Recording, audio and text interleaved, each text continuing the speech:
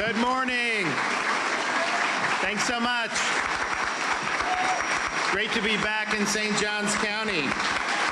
Thank you so much. Great to be here. It's a great morning. We're here. We've got a lot of folks that you're going to hear from that I think is going to be really exciting, including our First Lady, my wife Casey, our Florida Department of Children and Family Secretary Taylor Hatch, Lead Hope Navigator Liz Phillips, Hope Florida participants that you're going to hear, Katrina Daly and her mother Cynthia, and of course Anchor Faith Church Pastor Earl. Thank you for hosting us today. And then we also have Hope Navigator Aaron Palone, so I want to thank him for being here. So the state of Florida, it's interesting, we're ranked #1 in economy 2 years in a row by CNBC, #1 in education 2 years in a row by U.S. News and World Report. Over this period of time, if you look since I became governor, if you take all 180 years of Florida's history and all the debt the state accumulated over that time, we've retired 41% of it just in this term, and which is good. We have the lowest number of state workers per capita in the entire country. We have almost quadrupled our rainy day fund since I've become governor, and the state that's closest to us in population, New York, they now have 3 million, at least 3 million fewer residents than we do in Florida, yet our budget is less than half the size of New York's budget. What are they getting for this? Are they getting better education, road service? Of course not. And we've also returned over $7 billion in tax relief to Florida taxpayers since 2019, which we've never done that much in that period of time in the history of Florida. And so, and look, I've got to use my authority, veto things from the budget. Sometimes you got to do. That's just the way it goes. But we've really set the standard of how to do this in a way that respects taxpayers, that is paying down debt, cutting taxes, but is also meeting the needs of the state of Florida. I mean, we've done more for infrastructure than anyone's ever done. We've done more for education than anyone. We've done more for conservation and environmental restoration than anyone's ever done. So things that really affect the lifeblood of the state, we've done very, very well on. And so that's a great model. It's great to do. Now, that's not the only way that we've been able to provide value for the taxpayer. And so Hope Florida is something that the First Lady spearheaded a couple years ago. It didn't cost any money to do. It basically said, started off with child welfare, but has really expanded beyond that. We have so many of these government programs that have been around, some of them since like the 1960s with the war on poverty. And the job, you go into a government office and the bureaucrat is kind of programmed to just say, okay, what programs can I get you on? And the problem with that is that can sometimes become a culture, and the dependency then develops on always being able to access some of these programs. It hasn't done a very good job of giving people a hand up and actually a pathway to self-sufficiency. So she saw, and I agreed, that we have a lot of great resources in the state of Florida outside of government, and especially when you talk about our faith community. We've got all these churches that basically they're there to serve God and to help their fellow man. And so we need to harness that. And we have charitable organizations. You have businesses. Certainly I know in St. John's you've got businesses that are actively involved in the community, want to be helpful, and then individuals who just want to volunteer and make a difference. So all of that is there. But how do you actually, if someone needs a hand up, if somebody needs help, how do you link them with that? Because a lot of times people just don't know where to go to because it's just like, you're in a tough spot. You don't know what resources are out there. So Hope Florida really represents a revolution of how government approaches these problems. And so instead of being a bureaucrat trying to get people on as many government programs as possible, these folks have been repurposed to be navigators to navigate the person in need to all the other resources that are available outside of government. They even have a care portal where all the Hope Florida participants are plugged in. Somebody needs help, it goes out to the folks in the community, maybe the church, maybe charities, maybe some businesses, depending on the needs.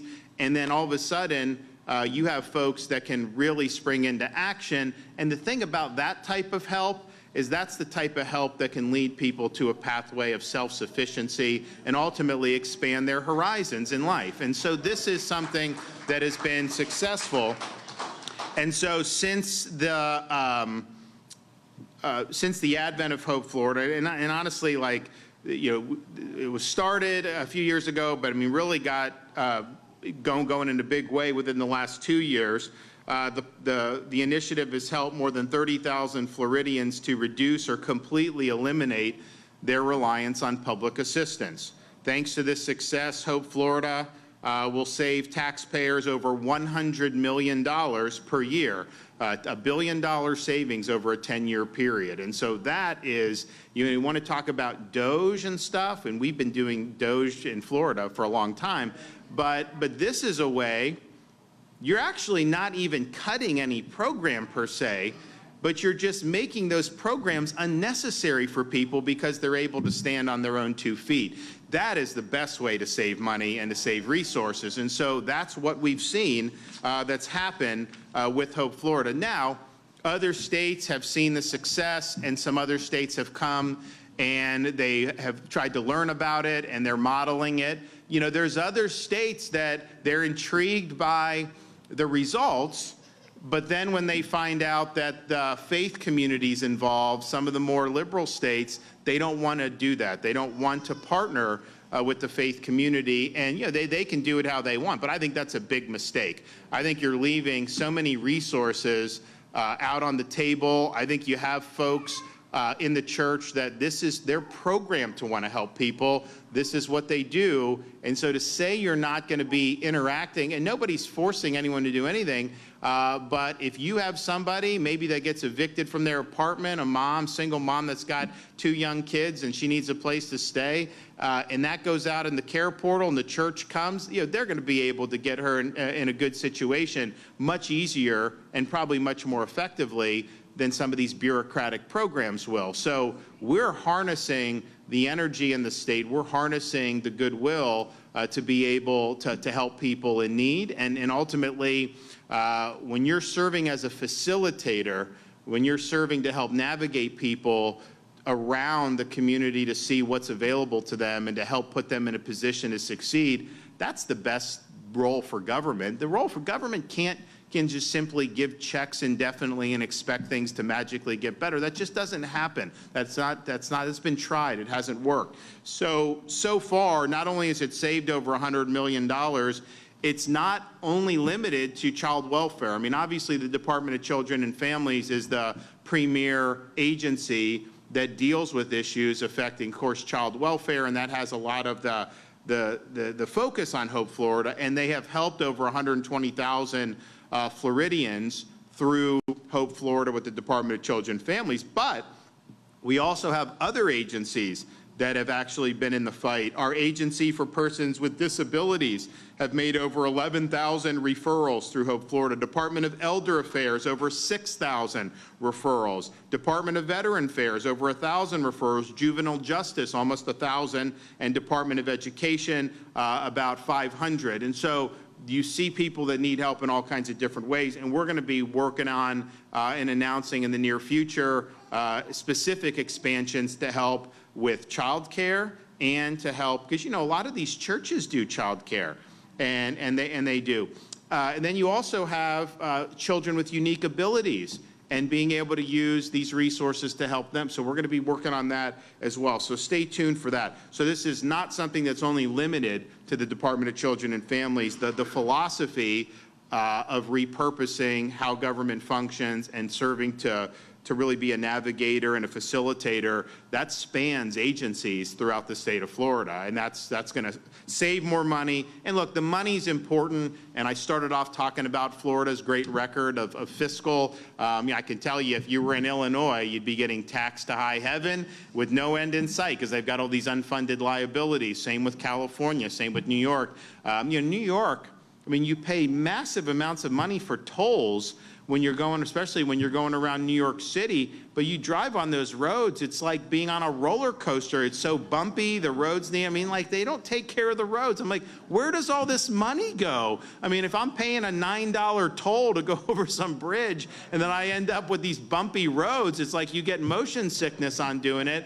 And then, where would you rather go need to get a driver's license? Would you rather go to the New York City DMV or would you rather go in Florida? I mean, you're going to get it quicker in Florida. I know you will get it quicker here in St. John's because I did that back in the day. So it's just the services are just night and day. The taxpayer treatment night and day. Obviously, we have a big budget surplus. We're doing things, and that's really important. And being good fiscal stewards is important. So to be able to save money, to be able to obviate the need for folks to be on different programs, that's important. But much more important than that is these individuals being able to expand their horizons, to be able to give them some hope that they can actually do really important things. And life's not easy, life's not fair. There are things that come, there's curveballs that are thrown at you. But you're not in it alone. You got a lot of people in your communities throughout Florida that want to help, and they're there to help. And that's really meaningful for people, and that can make the difference in so many different ways. So I'm really grateful that they were able to make such a big difference. We have announced earlier this month, we were in Pensacola, and we announced that Hope Florida now has a liaison station in each of our 28 state colleges. Because if you think about it, the state college system, some people go from high school to state college, and there's great programs, nursing programs. We've supported a lot of that workforce. But then you also have folks that maybe are in a transition part of their life. You do have a lot of single moms that end up trying to go and get some education so that you can support a family. And there is a need for this at our state colleges and universities. And so we were also able to announce recently that there's a Hope Florida liaison in each one of Florida's 67 sheriff's departments. And if you think about it, who sees some of the things that, some of the misfortune in society more than law enforcement? They're just out, they see this stuff, and they do have a liaison now that can plug in some of these folks that need help through Hope Florida. So I'm really excited about doing that. Now we have over 120 businesses around the state that are recognized as Hope Florida employers. And so when people are looking out for employment, they want to work, they want to be self-sufficient, there's a number of businesses that are there. There's been almost 2,000 individuals referred to CareerSource through Hope Florida that have obtained a job or received help that help lead to them increasing their earnings. So that's something that's very, very significant as well. We highlighted one of the stories. We had Ginger come to our State of the State address and how Hope Florida helped her get her GED and then complete a certificate for physical therapy. So she's now doing that and is somebody that is able to support herself without the need to have constant government support. So all this stuff is really significant. You have, the agencies have really been transformed. And I think a lot of the people who are involved as navigators, and you'll hear some of that today, this is much more rewarding to be a navigator and to be able to see the horizons open. So I'm very proud of that, and I'm proud of what they've been able to do. We also use the Hope Florida model for disaster response. And so Activate Hope was kind of the central place, because what happens in these disasters, and fortunately we don't, I shouldn't say fortunately, hopefully we won't, I'm counting my chickens before they hatch, hopefully we won't get a major hurricane this hurricane season, but we've had 6 major hurricanes in the last 7 years in Florida, and so we're prepared. We obviously work hard to do the immediate response, and there's a lot that goes into that, from power restoration to bridge repair, anything you have to do. But then you have kind of, okay, some people may need help with elderly may need help clearing debris off their property. Someone may need help repairing something, gutting their home. Unfortunately, people get water in their home. They have to do different things. Some people need a hot meal. So you have these organizations that do come. Organizations that'll come serve food. Organizations that'll come and show up at your house and help work on helping you do it, especially for people that aren't in a position to do it. So there's all these different resources that can descend, particularly when you have really major events like we had with Hurricane Ian, like we had with Hurricane Helene, and even Milton, they come. But how do you know what to do? Well, now through Activate Hope, they plug in to the Hope network. The Hope bus will show up at some of these places where we do points of distribution. And so these organizations are now plugged in, and the word can get out, and people have an ability to get linked to the support that they need. So you notice in Florida, it's not easy dealing with this. FEMA's been a big pain. I know it's been slowing things down in the Gulf Coast of Florida, the West Coast of Florida, in the aftermath of both Helene and Milton. We work very fast in Florida. FEMA's a bureaucracy, and it causes some things to do. But that being said, from the state's perspective, we work really hard to get a rapid bounce back. And you do see that more so than any other places. I mean, I was just down in the Sarasota area. I went to a charity event, and I'm going down like on the beaches. I mean, they got hit by Helene and Milton, and I'm looking, there's people everywhere. They're putting up more buildings and doing all this stuff. You know, if you didn't know that there had been a hurricane, you probably wouldn't even realize that there had been a storm.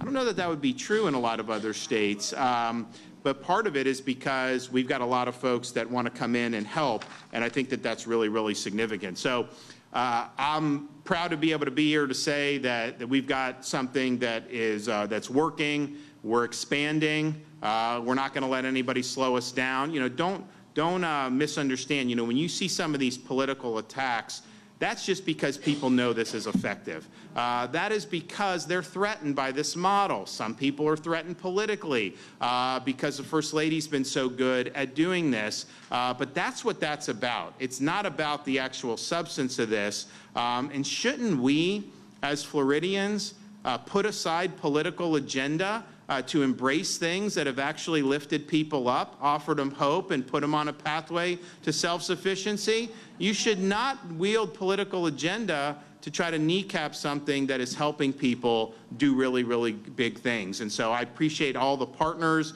that we have throughout the state of Florida. Our churches have been amazing in really leading the charge here. I don't know that we could have done even nearly as much of this without having the faith-based community there with us side by side. So on behalf of the state of Florida, thank you for being in the fight to help people. Thank you for putting your money where your mouth is, and we can report we've had great results, but the best is yet to come. Okay, our First Lady, come on.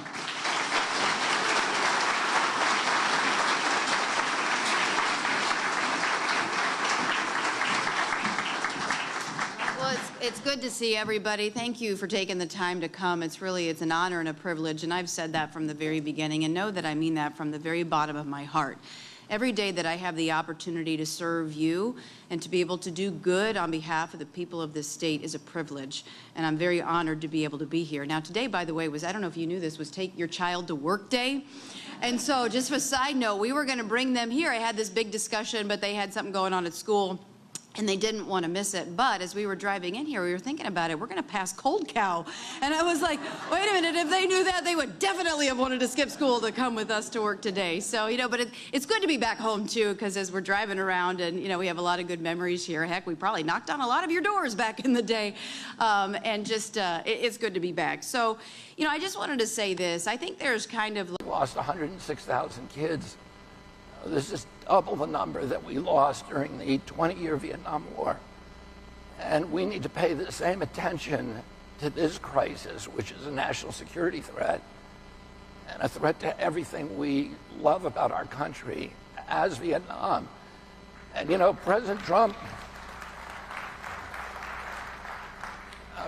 Trump was in, 3 weeks ago, he met with Claudia Sheinbaum, the new president of Mexico, And he said to her, all of the drugs are coming through your country. Do you have a addiction problem? And she said, no, not really.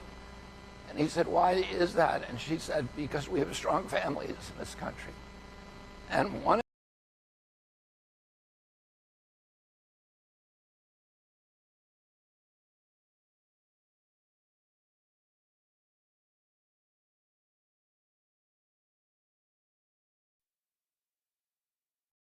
really re-engineer, rethink the way that we can help somebody, to help guide them on a pathway to economic self-sufficiency, to help them on a pathway ultimately to happiness.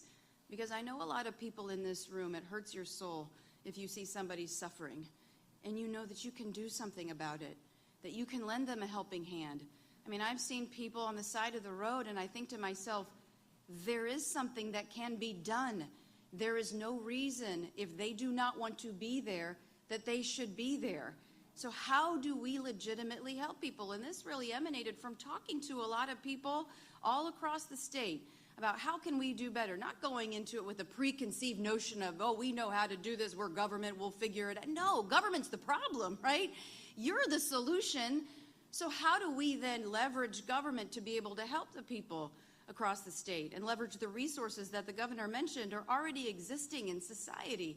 Well, the idea came from you going around and talking to key stakeholders, whether it was the faith-based community, whether it's the nonprofits, whether it's the private sector, local government, state government. And when you go and talk to key people who are in the fight, you find something becomes very clear, and that is it's all siloed.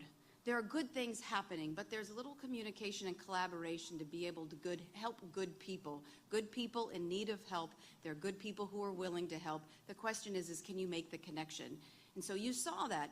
So then we internalized that and we said, okay, because of the late 1960s and the way that people who were vulnerable came into government to get assistance, we said, okay, well, because we're government and the most vulnerable people are coming in to get help, we're uniquely positioned to be able to make a connection now with people who need help to go back to the community where they had always been, really from the beginning, right? The community is always the one that's the key player to make a difference, not government.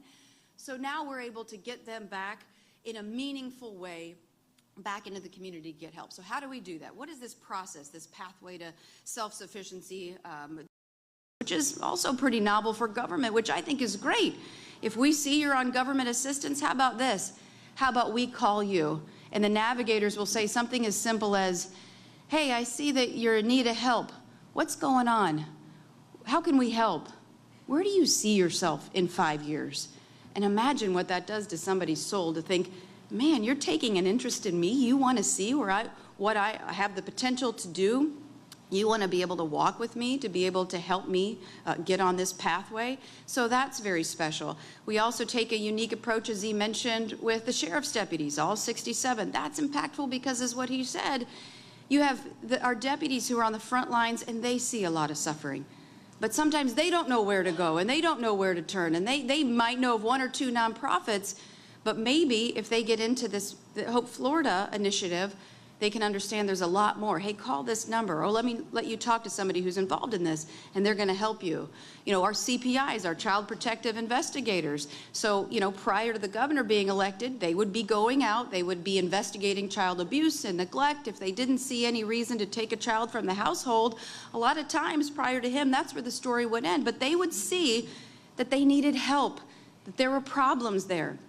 So how about now reach out to a Hope Florida Navigator and start to get in front of it? And how about this? How about we keep people out of government? How about we prevent people from having to go into a potential culture of dependency? How about we help them communicate with the communities so that way they can start to see their God-given potential. They can start to see the pathway. They can see that there are skills out there that they can acquire through all of the things the governor's done, vocational, technical, rapid credentialing, paid apprenticeships, all of our colleges. We even have Hope liaisons in all of our 28 colleges across the state. Now they can start to see it, and then they can start to see, and it doesn't happen overnight. Pathway to economic self-sufficiency is going to take a minute, but now you can start to see that there are jobs available to meet the skills, and it all becomes clear. And you have that one navigator who's holding their hand, because again, it goes back to what I said earlier. A lot of people who are calling who want to admit that they're suffering and need help don't want to have to tell their stories 18,000 times to 18 different people, to 18 different bureaucracies, only to have to keep sticky notes on the refrigerator door to figure out who did I talk to. It's hard. And you're struggling, and you're suffering. You're trying to keep a job. You're trying to put food on the table. There's a lot of opportunity out there within the community. You need that navigator to be able to hold your hand, to take on the burden, and to help navigate all of the different entities that are out there. What else I'm very proud of, that we're the first state in the nation to do, is to embrace the faith-based community in a meaningful way. And that is a game changer, and I would recommend every state across the United States to do the same. And here's why. We have 16.5 million people of faith across the state of Florida, 20,000 institutions of faith. They've always been there, ready and willing to help, but they never knew some of these people were over here suffering in need of help. So now government has become a communicator and a collaborator with the churches, which is huge. He mentioned the care portal technology. That's really the connective tissue that we use. So as our navigators are working, as they talk to somebody, right, who's in need of help, let's say they're talking to a single mom, and that mom's going through a list of things that she might need help with. There are nonprofits, right? We're going through a Rolodex of all of the nonprofits that are available to be able to meet those needs. But then we take it one step further. We go to our churches, and we use something called the care portal technology, which is really fantastic. So you have the navigator saying, okay, I see you're having a hard time. Like, this is a true story, actually. There was a mom who had a broken refrigerator, and she was really struggling to keep food fresh in the house and didn't know what to do. So the navigator put into the care portal request an electronic alert to all of the participating faith-based organizations saying, can you help this mom? ? Within minutes, it was met. And the church literally delivered everything to her front doorstep. Fresh cooked meals, lasagna, whatever. Imagine what that does. The church and good people in the community now realize that mom needs help and she's suffering. An unbelievable connection with so many layers that I couldn't even sit up here and articulate to you just happened because you have good people who wanted to help, good people in need of help, and now they're together. And that does so much, not only to put food in the refrigerator and to get a new refrigerator, which they ended up doing, it does so much for their soul. And you know what it provided? Hope.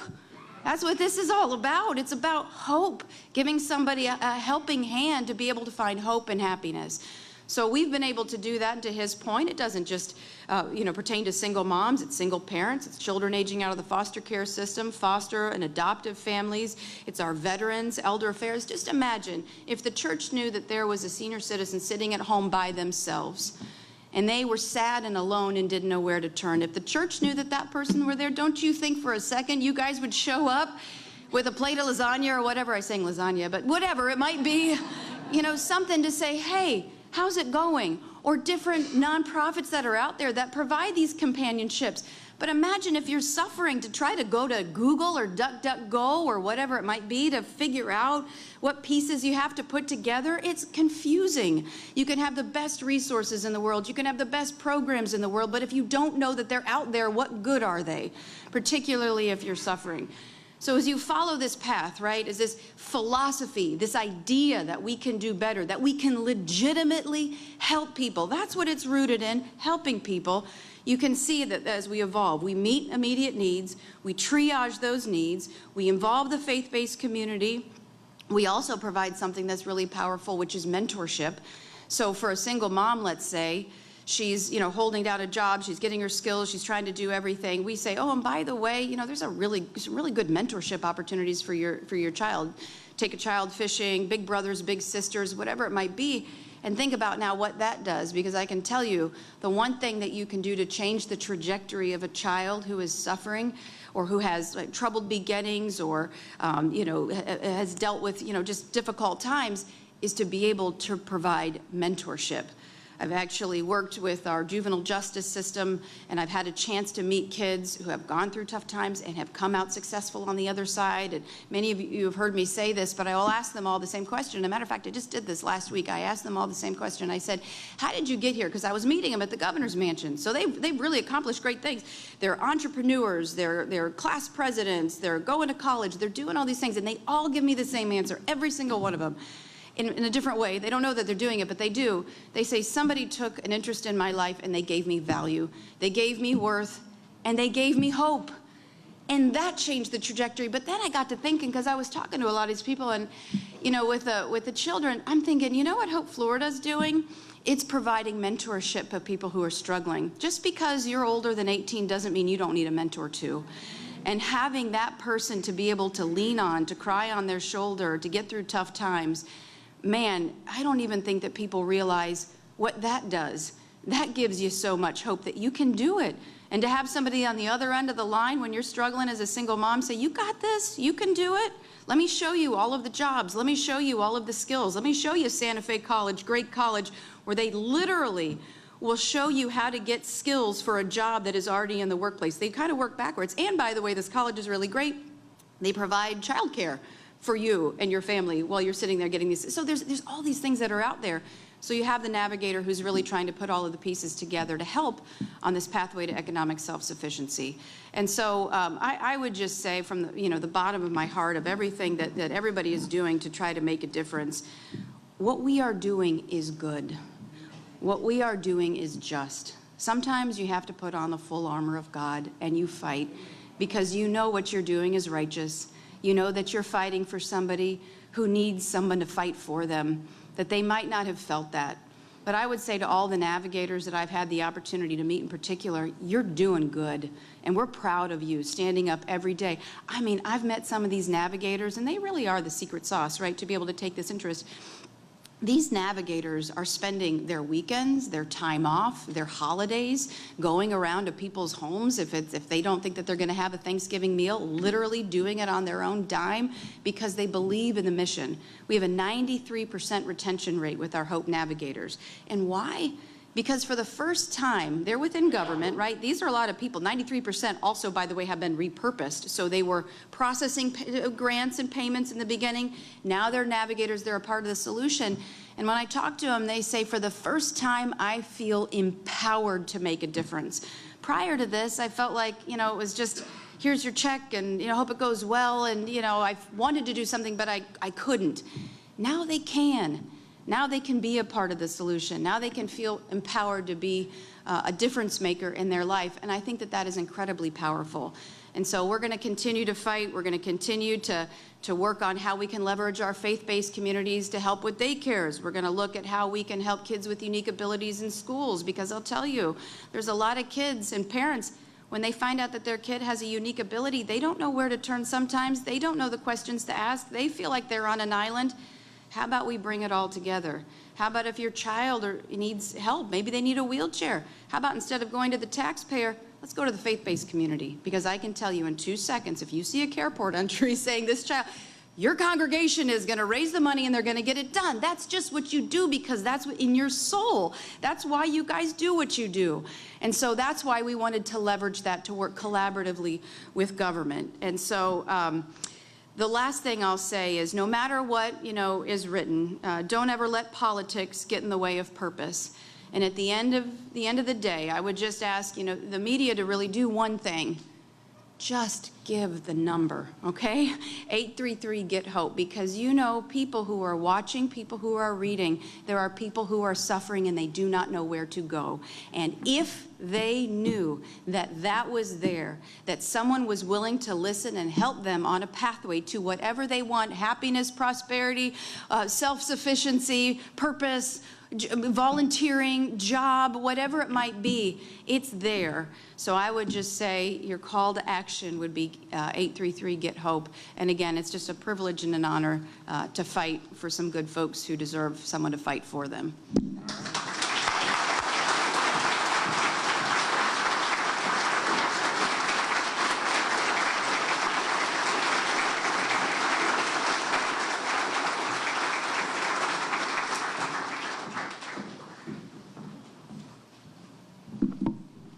Hi, good morning. It is an honor to be here today at the Anchor Faith Church along with Governor DeSantis and First Lady Casey DeSantis, with Hope Navigators and so many others from the St. Augustine community. My name is Taylor Hatch, and I have the pleasure of serving as the Secretary of the Florida Department of Children and Families. It is an agency and a constituency which I am honored to represent. Promoting strong, resilient, and economic self-sufficient families is our department's mission. To deliver on this mission, we challenge ourselves to be as proactive as possible and as agile as the people that we serve, empowering people with dynamic and various needs to achieve their goals and in turn deliver outcomes that have generational impacts.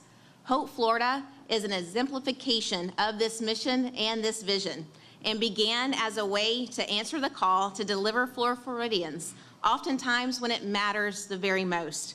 Through the bold leadership of Governor DeSantis and First Lady Casey DeSantis, the Hope Florida program is being woven throughout our DNA as a philosophy, one of which can be replicated through navigation and going beyond the four walls of government to provide meaningful and lasting connections, breaking governmental dependency, achieving person-centered goals, and providing hope to Floridians and their families. I want to thank the governor and I want to thank the First Lady for their leadership and for continuously challenging rigid governmental infrastructures where they exist to deliver for the people that they were created to serve. This event is another example of their leadership in action. Their commitment to the people of Florida, it goes beyond words. Their commitment is told through the stories of people's lives, some of which we are going to highlight today. Embracing the role that we all play in supporting one another and strengthening communities, their visionary leadership is building lasting and meaningful support systems that utilize government to act as a catalyst, make connections to resources, and equip individuals and families to move forward, overcome barriers, and reach their full potential. When an individual is connected to Hope Florida, our dedicated Hope Navigators begin identifying not only what that individual or family needs immediately, but also what their goals are and how we can assist them in connecting them to resources to accomplish those goals. Hope Florida serves as a powerful connection point between individuals who need help and the many organizations who are ready and waiting to help.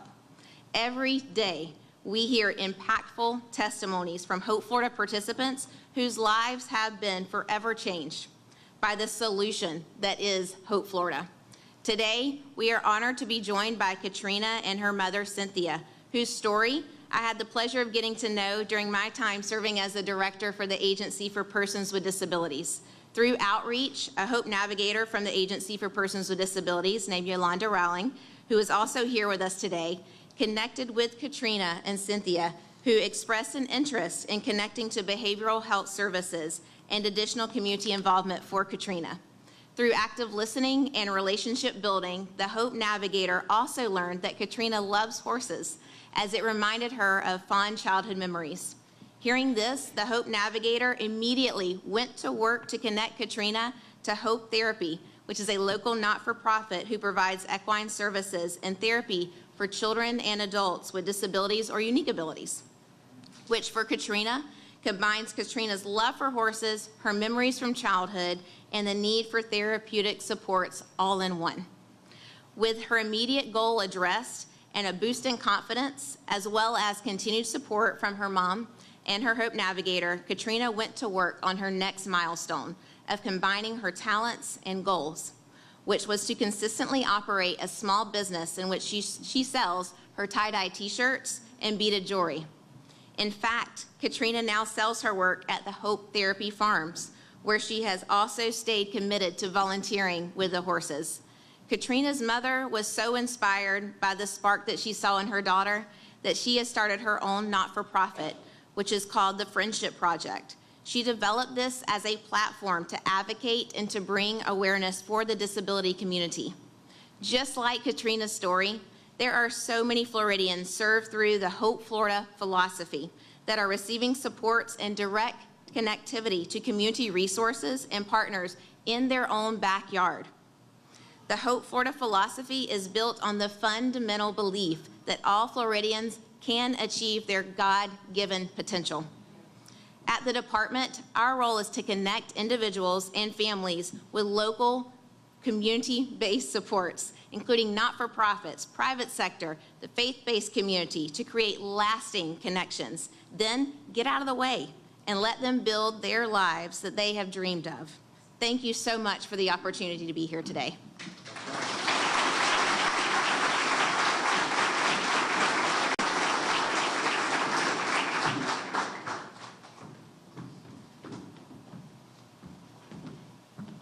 Good morning. My name is Palone, and I'm a Hope Navigator with the Florida Department of Veteran Affairs. And first, I'd like to say thank you to Governor DeSantis and First Lady Casey DeSantis for inviting me.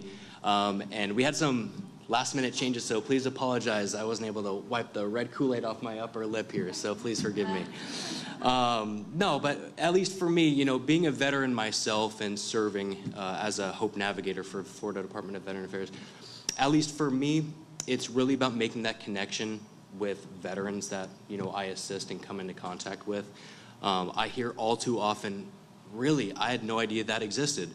And so you can see on the graphics here, finding help, that's really what we do as navigators, because there's a lot of programs out there that are just lesser known because they're not advertised.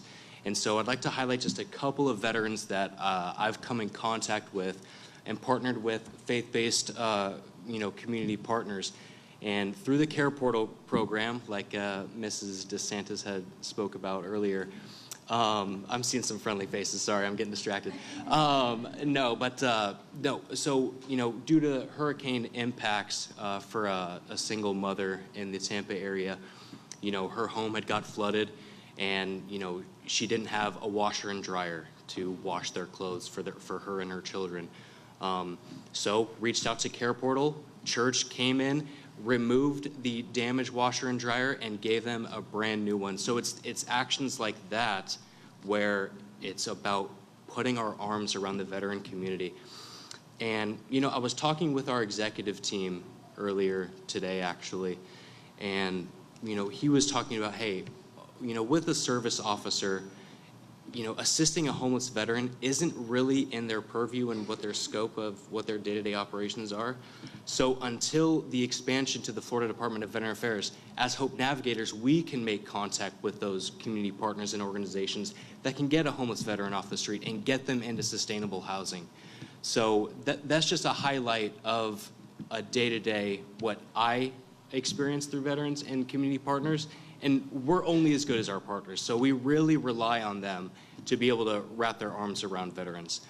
And another example is, you know, a veteran who had gotten out of the service, you know, back in the 70s, didn't have any documentation or his DD-214 say, hey, yeah, I know, I was a service member.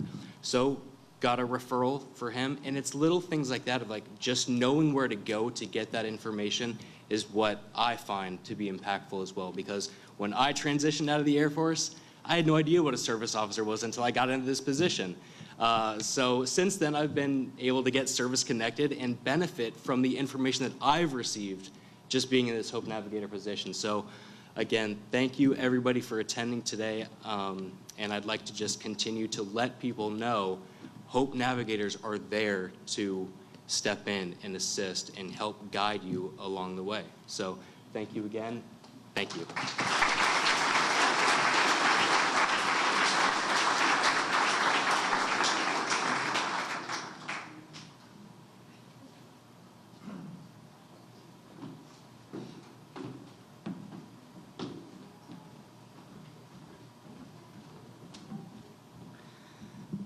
Hi, I'm Cynthia Brown, and this is my daughter, Katrina Daly. First, we want to thank you, Governor DeSantis and First Lady. Thank you for having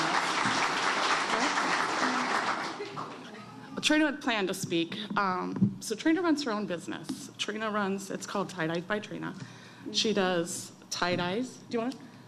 I do tie-dyes and bracelets. See?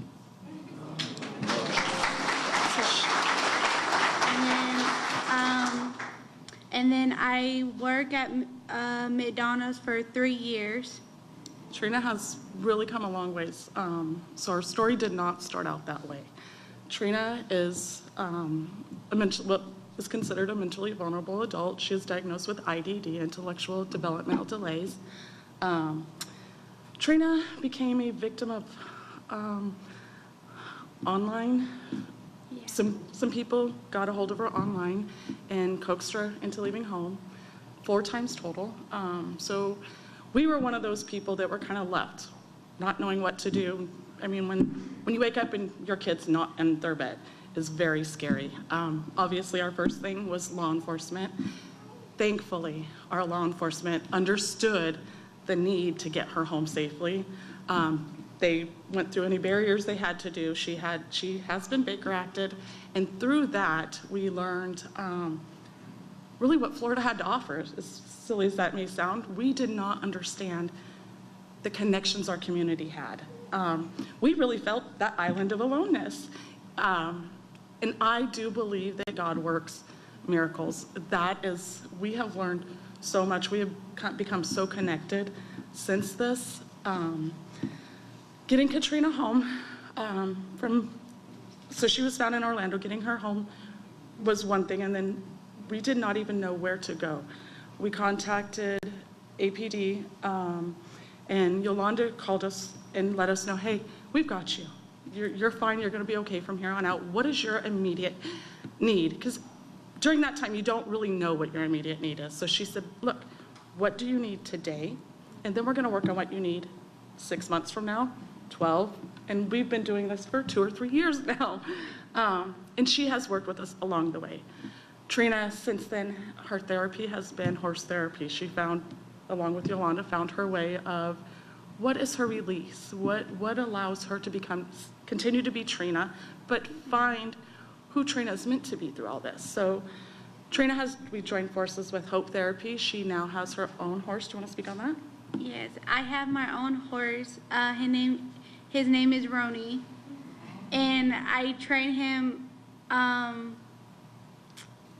It's kind of hard to say. So you feed him? Oh yeah, I feed him some hay and carrots and apples, and then Becky, she taught me how to follow the horse everywhere I go, behind and front. So through that, Trina has learned to gain trust in herself, confidence in herself, respect in herself, but also in others in the community. So and we've explained this to her, being able to gain trust from an animal that size is huge. So now she's working on her goals with the horses. She's gonna start doing demos. She has a friend that works with her. Trina does her tie-dye, her best friend does photography. So now what we do is we build that community. The biggest thing when we got Trina home is I said, why? What happened? Where did I fail you first? And what can we do to fix this? And her response was, I don't really have anywhere to hang out. There's nowhere I can go to just be me. I can't hang out in the local places, Not that she's not quite accepted, but it's not her thing. So we had to find Trina her thing in her own little group of people. So now that's why we did the Friendship Project. We are based on finding a safe environment for our local vulnerable adults and even children, families, to come together. We have provided over 15 families with Christmas, and we're talking the full family, not just the adult. The full family with Christmas. We have done Easter. We've done a Valentine's dance in our neighborhood where we provided dinner, a DJ, all of us dance together. We do crafts with the neighborhood kids. We just egg the whole neighborhood with plastic eggs. And then I go to Night to Shine every year. Yep, we do Night to Shine with her group. And so we sponsor her group to get their hair done, nails, all their dresses. We've actually teamed up with some of the local churches. We found out that some of them will provide dresses too. And amazingly enough, listening to how this all came together, I didn't realize how, and I told my family, I don't know how we connect here. Listening to, I get it now.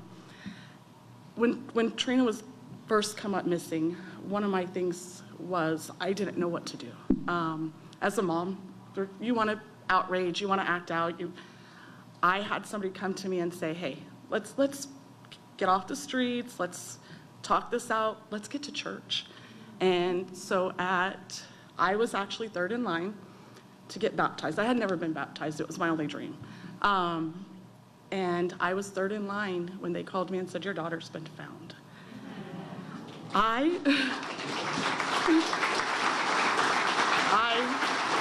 lost it. Trina has since been baptized at the same church. I've gone through Freedom there. I've gone through a lot of different programs to help me as a mom, as a woman, as a wife, just as a person. I wasn't always the person that was mellow-headed to give back, to want to do for others. But now that is what our family does. we want to give back. Trina does her bracelet. She turns them, Michelle Cook, she gives them to all her sheriffs in the community. All the police, yes. She's got a detective Yep. she works very closely with. She just adores him. He has been a saving grace in our family. So a lot of things we realized that it took the community to tie together to allow us to heal. Our family would not be where we are today if it weren't for people like you giving back to people like us. And we wouldn't be allowed to give back to the other people that we're finding that need it if it weren't for people like you. So in closing, I just want to say I am so very thankful, and we are not done. Our goal now is to build a food truck to employ special needs adults. That's what we are working on, and we will get it done. Thank you guys so much.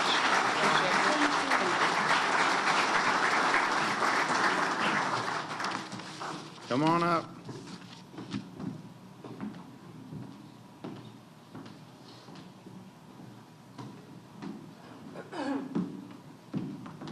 So it takes a lot of courage and passion to be able to come up and speak to you all. So I just want to, again, tip my hat to both of you. You did great. And thank you for sharing that, because we can talk about Hope Florida all day, but to see the everlasting effects is something else. So thank you. That was amazing. Good morning. I want to first thank the governor and the first lady for allowing me the opportunity to speak today. I've had to take a few notes because if you know me, you'll know that if I don't, I will talk your ear off about Hope Florida for hours, and I know we have things to do. My name is Liz Phillips, and I have been employed proudly with the Department of Juvenile Justice since 2007. In that time, I have seen some truly amazing things happen with state government. But I have to say, in the 2+ years we've been doing Hope Florida, I have never seen anything as transformational within our agencies. Never. This is not just a program. Hope Florida truly reimagines how we serve people. It gives families something that so many systems just can't, and that's a person. A real connection, someone to walk alongside them from the moment they call to the moment they find their version of self-sufficiency, peace, happiness, however you want to call it. When they find that is when we know that we've done what we needed to do.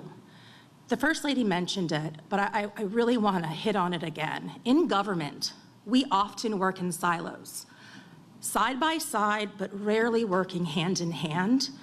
Since Hope Florida has begun, we have really begun to break down these walls. It allows us to collaborate across departments and agencies with navigators who aren't just names on a referral list. These are experts, these are partners, these are problem solvers. At DJJ, our Hope Navigators are well-versed in walking alongside families, dealing with some serious youth behaviors, some real challenges, truancy, running away, other behavioral issues that are just, when you're in that moment, it's hard. It's hard seeing the person that you love most in this world start to go sideways and you not know how to help them. We understand how overwhelming these situations are. And when families also include veterans, a senior, or somebody with a disability, we don't just hand them off and say, have a good day, when we're done with the DJJ-related concerns. We reach out to our sister agencies where other Hope Navigators exist, and they have that expert knowledge. They have that institutional knowledge of their own agencies. And then together, we build this truly amazing wraparound system for the whole family. I get a little emotional because it's been a lot, but I want to say we have real families in real crisis. We get calls every day. These are parents, sometimes grandparents, working hard. They're working multiple jobs. They're doing everything they can to just hold it together for themselves and most importantly for their children. They're not looking for handouts. They're looking for somebody to listen, They're looking for somebody to help them navigate through the hardest times of their lives. They're looking for a lifeline to preserve their family.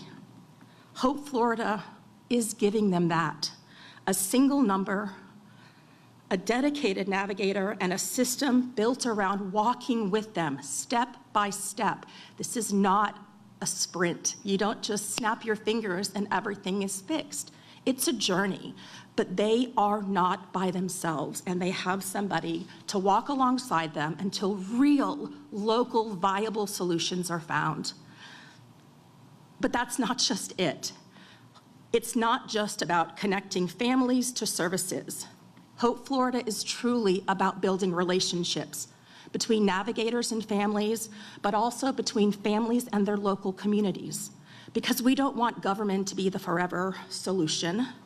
We want to help people build lasting support around them. These are neighbors. These are faith partners. These are mentors. This is the schools. We want to do that so that we can get them connected, supported, and then we as government can get the heck out of the way and let community step in. I know that there's been some media attention and some misunderstanding about the program, but I want to say this clearly, and my voice is shaking, but my words could not be any more true. The impact of Hope Florida, this is real, and it is deeply human. To any legislator or leader who has questions about how Hope Florida works on the ground level, I would be honored to spend a morning or an afternoon with you. Come see the work, meet the navigators, witness the impact. Watch what happens when a parent who is feeling hopeless meets someone who simply refuses to give up on them. This work speaks for itself when you see it up close.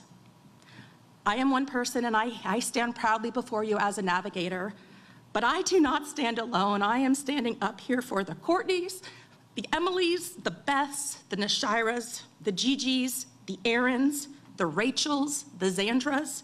These are real navigators across the state, housed in different agencies, who wake up every single day ready to bring hope to somebody. This isn't just government work. This is human work.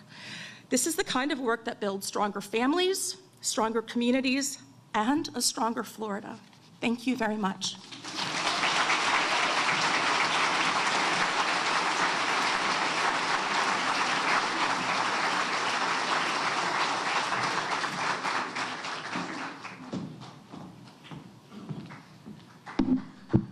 Well, good morning, everyone. I'm Pastor Earl Glisson, the pastor here of Anchor Faith Church, and I thank the Governor and First Lady for being here. It's such an honor to host this event today because what's going on is really important.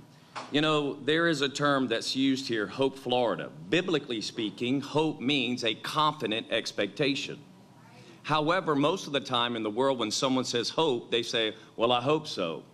And they really aren't confident that it may not come to pass. In fact, hope to most people is like winning the lottery. We may or may not. However, our governor and first lady, through this administration, has brought the biblical word of hope back, which is confident expectation. That when you call 833, right, get hope, you will have a confident expectation that I am going to be helped, that someone cares for me, and that someone's going to do something. And the brilliance and insight and wisdom that they had to be able to connect with faith-based communities is, I mean, it transcends what other states are doing. I want to read you one passage of Scripture before I give you some real experience from us as a church. In Luke chapter 5, verse 7, Jesus Christ, the head of the church, said he told Peter to go out and launch into the deep and let out his net. And he said, look, I've done this all night long. We've caught nothing. He said, just do it. He said, at your word, I'm going to. So he drops down the net and he starts to catch so many fish, he cannot pull them in. So he calls his partners in verse 7, signaling his partners. The other boat came, and as they brought in all these fish, not only did it fill up his boat, but the boat of his partner, so full that by the time they finally reached the shore, they were almost both about to sink. You know what that tells us? There are so many fish out there that not one boat can handle the supply. And our governor and first lady had the insight to be able to recognize there's another boat out there. There's another partner. And this partnership that they did with the faith-based community was so full of wisdom because, listen, we live in the community. This is where we live. We live here, we connect here, but we also have relationships here. And the next thing the church has is that we are a culture of serving. Because the head of the church says, if you want to be the greatest leader, be the servant of all. And so they tap in to a group of people who are eagerly waiting to be deployed to help others in need. And so what we have done since we became part of the Care Portal process, we began really active in the month of August. There was a little bit of onboard training. But we have, because again, it's based upon counties, and so you understand we've responded to 15 requests. The church met 10 of those particular needs. There were 17 children that we specifically served during this 8-month process. Financially, this church has made an impact of $15,821. Just this church alone. As First Lady said, there are 20,000 faith-based people. Communities out there or different organizations. If you take our number, times it by that 20,000, we get them involved. That's 316 million plus that could have been added to areas in our state that the government did not have to be a part of. And the church loves to be a resource.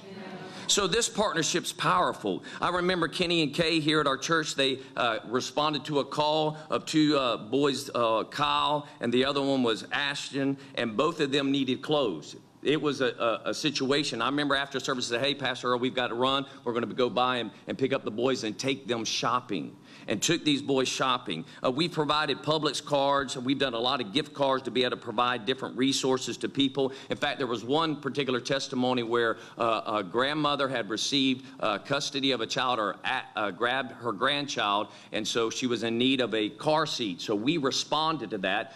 We purchased that. And then, you know, again, in our community, we already have relationships. And so that person who responded a couple days later reached out again, asked, how are you doing? What's going on? Prayed with them. Well, they ended up going to court. And when they came to court, you know, the prayer time that he had was, you know, we need to be able to keep full custody, and we definitely want to be able to restore my relationship with my daughter.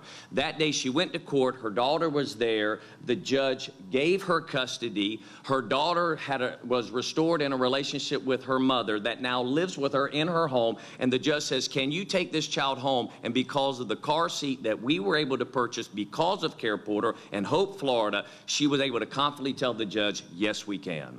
And so I cannot say enough about how Hope, Florida has streamlined and made things available for the faith-based community and government. When people say there should be a separation between the two, it doesn't happen. It is a farce.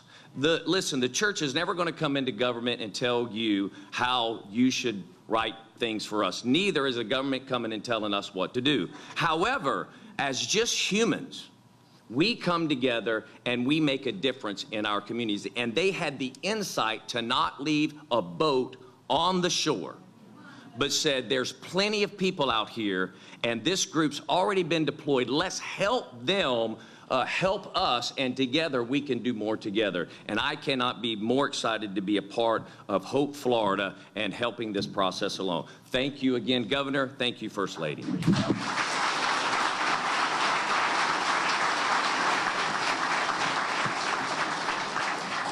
Well, I mean, that was some inspiring stuff. I really want to thank everybody that has been involved and continues to be involved. We're going to continue the momentum.